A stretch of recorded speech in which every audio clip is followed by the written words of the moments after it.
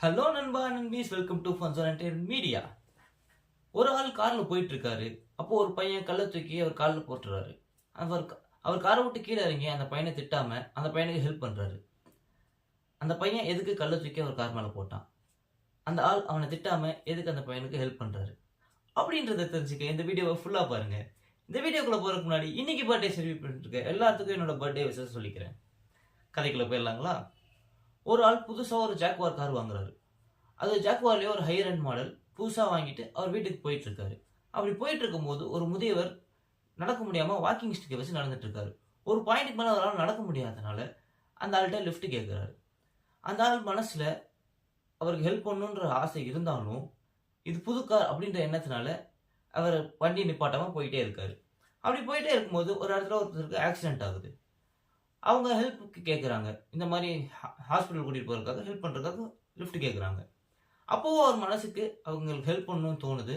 But இருந்தாலும் அது புது கார் அப்படின்ற எண்ணத்தினால அவர் தொடர்ந்து போய்கிட்டே இருக்காரு.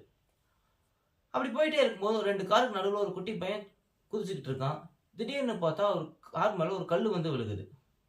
அந்த ஆள் சடனாக ஒரு பிரேக்கை போட்டு திரும்பி பார்க்குறாரு. அவர் காரில் டேமேஜ் ஆகிருக்கு.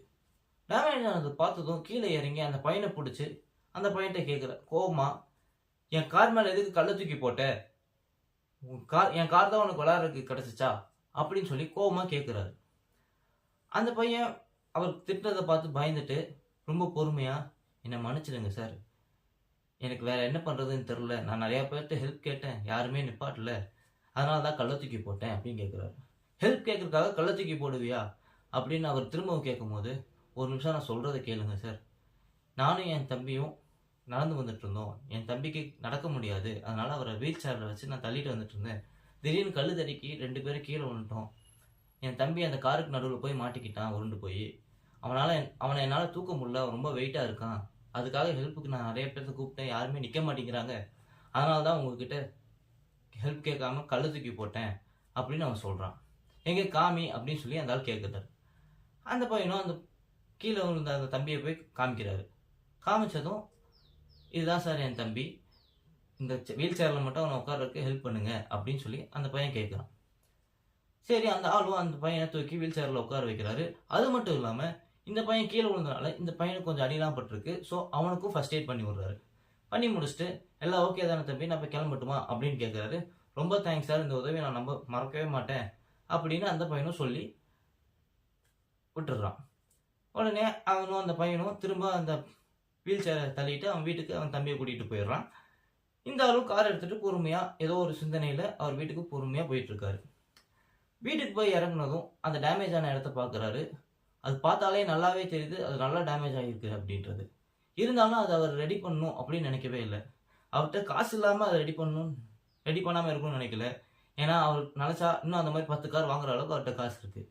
இருந்தாலும் அவர் ஏன் அதை ரெடி பண்ணாமல் இருந்தார்னா, இன்னைக்கு நடந்த ஒரு விஷயம் அவர் வாழ்க்கையிலேயே ஒரு மறக்க கூடாத ஒரு சம்பவமாக இருக்கணும், இது ஒரு பாடமாக எனக்கு இருக்கட்டும் அப்படின்னு நினச்சி அவர் விட்டுறாரு. So moral of the story என்னன்னா, நம்ம வாழ்க்கையில் நம்ம மனசோ இல்லை உள்ளுணர்வோ ஒரு விஷயம் செய்யும் போது சொல்லும், அதை கேட்டு நடந்தால் பரவாயில்ல, கேட்காம நடக்கும்போது இந்த மாதிரி பெரிய கல்லா தூக்கி நம்ம மேலே போடும். ஸோ கமெண்ட் செக்ஷனில் கமெண்ட் பண்ணுங்கள், நீங்கள் கல் தூக்கி போடுற வரைக்கும் வெயிட் பண்ணுவீங்களா இல்லை உங்கள் மனசாட்சி சொல்கிறத கேட்பீங்களான்னு. இந்த வீடியோ உங்களுக்கு பிடிச்சிருந்தா லைக் பண்ணுங்க, ஷேர் பண்ணுங்க, நம்ம சேனலை சப்ஸ்கிரைப் பண்ணிருங்க. அடுத்த வீடியோவில் உங்களை வந்து சந்திக்கிறேன். அது வரைக்கும் டாடா பாய் சொல்லிக்கிறது உங்க பாலா. அண்ட் இது நம்ம ஃபன் ஜோன் என்டர்டைன்மெண்ட் மீடியா. பாய்.